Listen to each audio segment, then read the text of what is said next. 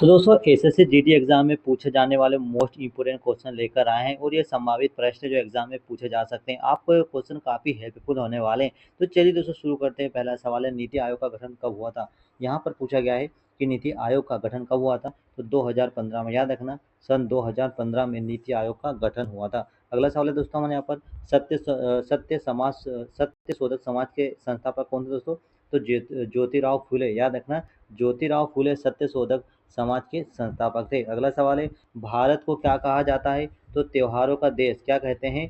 त्योहारों का जो देश है वो किसे कहते हैं। तो भारत को त्योहारों का देश कहा जाता है। अगला सवाल है, मेंडलीव के समय ज्ञात तत्वों की संख्या कितनी थी। तो मेंडलीव के समय तत्वों की जो संख्या, ज्ञात तत्वों की संख्या कितनी थी। तो यह 63 थी। अगला सवाल है, रंगास्वामी कप किस खेल संबंधित दोस्तों। तो ये हॉकी से संबंधित है। जो रंगास्वामी कप है वह हॉकी से संबंधित है। अगला सवाल है, सामाजिक, आर्थिक और जाति जनगणना कब हुई थी। तो ये 2011 में हुई थी। कब हुई थी। तो सामाजिक, आर्थिक और जाति जनगणना 2011 में हुई थी। अगला सवाल है, मुद्रा आपूर्ति का मुख्य मापक क्या है। तो यह M3 होता है। ऑप्शन नंबर सी यहाँ पर राइट आंसर होगा। अगला सवाल है, भारतीय रिजर्व बैंक का मुख्य कार्य क्या है दोस्तों। तो मुद्रा जारी करना। क्या होता है, भारतीय रिजर्व बैंक का जो मुख्य कार्य क्या है। तो मुद्रा जारी करना है। अगला सवाल है, ओडिसी नृत्य पुरस्कार 2018 के विजेता कौन थे। तो सुरूपा सेन थे। याद रखना ओडिसी नृत्य पुरस्कार 2018 के जो विजेता थे वह सुरूपा सेन थे। अगला सवाल है, बोनालू त्योहार किस राज्य में मनाया जाता है दोस्तों। तो जो बोनालू त्योहार है, याद रखना बोनालू त्योहार किस राज्य में मनाया जाता है। तो यह तेलंगाना राज्य में मनाया जाता है। अगला सवाल है, ध्वनि की तीव्रता किस में मापी जाती है दोस्तों। तो ध्वनि की जो तीव्रता है वह डेसिबल में मापी जाती है। याद रखना ध्वनि की तीव्रता को डेसिबल में मापा जाता है। अगला सवाल है, नौका दौड़ किस जल स्रोत में होता है। नौका दौड़ किस जल स्रोत में होता है। तो नदी या फिर वेक वाटर में यह दौड़ होता है। अगला सवाल है, आर्थिक जनगणना कब शुरू हुई थी। तो आर्थिक जनगणना 1970 में, 1977 में आर्थिक जनगणना शुरू हुई थी। अगला सवाल है, नस्वर का विलोम क्या होता है दोस्तों। तो अनस्वर होता है। नस्वर का विलोम क्या होता है, अनस्वर होता है। अगला सवाल है, पांडुलिपि क्या है। पांडुलिपि क्या है। तो हाथ से लिखी पुस्तक क्या कहलाती है। हाथ से लिखी जो पुस्तक होती है उसे पांडुलिपि कहा जाता है। पन्नालाल घोष किस वाद्य यंत्र संबंधी दोस्तों। तबला, सितार, सेना या बांसुरी। तो जो पन्नालाल घोष है वह किस वाद्य यंत्र से संबंधित है। तो बांसुरी से संबंधित है। अगला सवाल है, न्यायाधीश को हटाने की प्रक्रिया कैसे होती है। तो जटिल होती है। क्या होती है, जटिल होती है।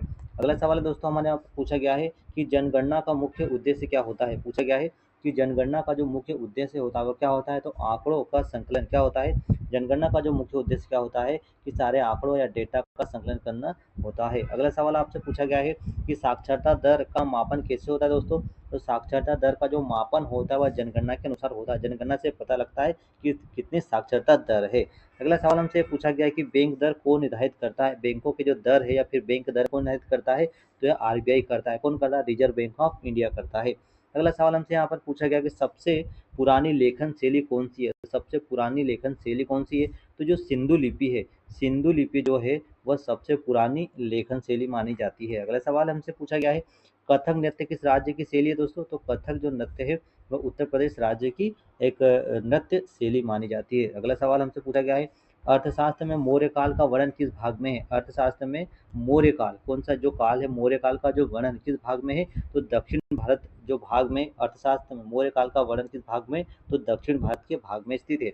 अगला सवाल है, देवताओं का उपवन क्या कहलाता है। तो देवताओं का उपवन है वह नंदन कानन कहलाता है। Option number B right answer होगा दोस्तों यहाँ पर। अगला सवाल है, हाथ से लिखी पुस्तक को क्या कहा जाता है। तो पांडुलिपि कहते हैं। क्या कहते हैं, पांडुलिपि कहा जाता है।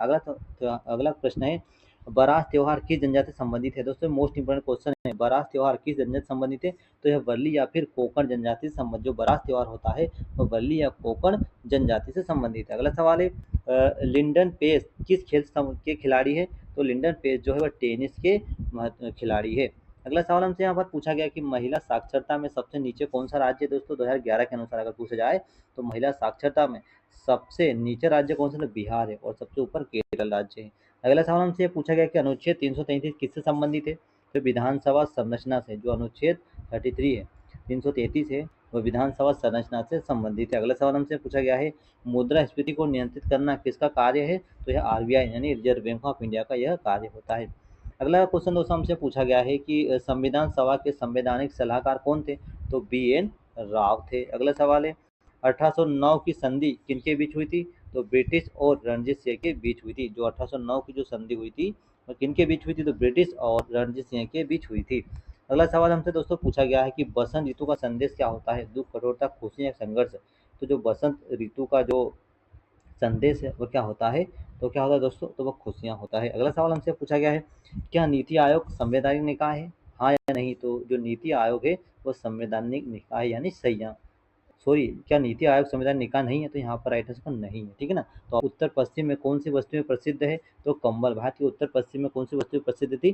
तो कंबल प्रसिद्ध है। अगला सवाल है, जनसंख्या की सांख्यिकी डेटा क्या कहलाता है? तो जनसंख्या का सांख्यिकी डेटा जनगणना कहलाता है। अगला सवाल है, अनुच्छेद 300 किससे संबंधित है? विधानसभा में प्रतिनिधित्व से संबंधित है। अगला सवाल है हमसे, महिला साक्षरता में सबसे नीचे कौन सा राज्य दोस्तों? तो ये बिहार राज्य है। अगला सवाल है, अर्थशास्त्र में मौर्य काल का वर्णन किस भाग में? तो दक्षिण भारत के भाग में है। अगला सवाल है, ध्वनि की तीव्रता किस में मापी जाती है दोस्तों? तो डेसिबल में मापी जाती है। अगला सवाल है, कथक नृत्य किस राज्य की शैली है? तो उत्तर प्रदेश राज्य की शैली। अगला सवाल है, सबसे पुरानी खेल शैली कौन सी दोस्तों? तो सिंधु लिपि। सबसे पुरानी लेखन शैली कौन सी है? तो सिंधु लिपि है। अगला सवाल, हाथ से लिखने की पुस्तक क्या कहलाती है? तो पांडुलिपि कहलाती है। ये रिपीटेड क्वेश्चन आ चुके हैं, ठीक है। इसके बाद पन्नालाल घोष किस वाद्य से संबंधित है? तो यह बांसुरी से संबंधित। अगला सवाल है दोस्तों हमारे यहाँ पर, नस्वर का विलोम क्या होता है? तो अनस्वर होता है। ये रिपीटेड क्वेश्चन आ चुके हैं, ठीक है ना। इसका रिवीजन हो सकता है अच्छे से आपका। देवताओं का उपवन क्या कहलाता है? तो नंदन कानन कहलाता है। अगला सवाल है,